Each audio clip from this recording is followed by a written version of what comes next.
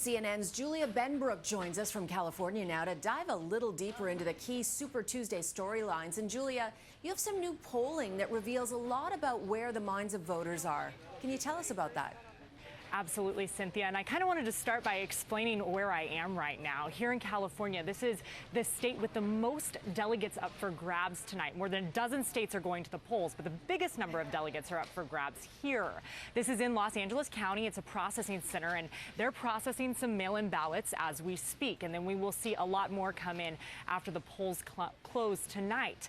But then switching from polls to polling, these predictions that we're looking at that you mentioned, Trump and Biden in a hypothetical matchup, there's really no clear winner. According to a CNN poll of polls, which is an accumulation of some trusted surveys, Trump came in at 48% and Biden at 46%.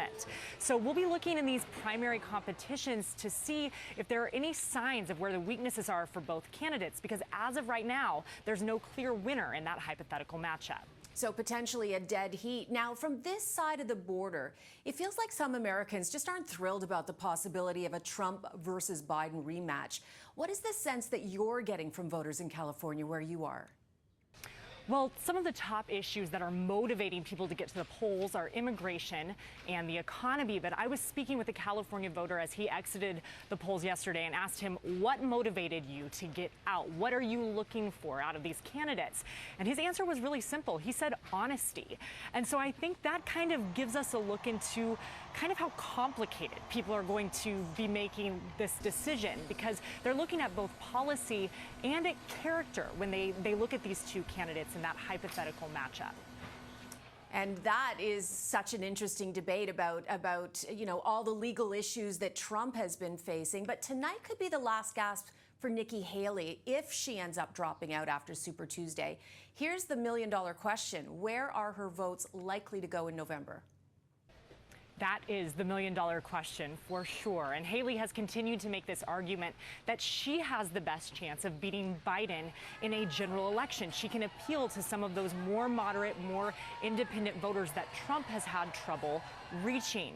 And this, I actually was speaking with some voters in South Carolina during their primary. That's Nikki Haley's home state. And they were Republicans. They were out voting for Haley. They were enthusiastic about it. But they said that they knew it was an uphill battle for her, and they were really facing a dilemma come the general election. They were saying that they were going to support Biden if it came down to that. And so not every case is going to be like that, but both Trump and Biden are going to be competing for these Haley voters, and it's going to be interesting to watch how they do that. And that is what is making this race so interesting, Julia. It is, and it's not over. You know, Haley is definitely trying to make a dent in Trump's lead, but tonight is going to be very important. So we will be tracking to see if she can do that, and then if she's able to stay in this race. Julia Benbrook from CNN, thank you so very much for joining us.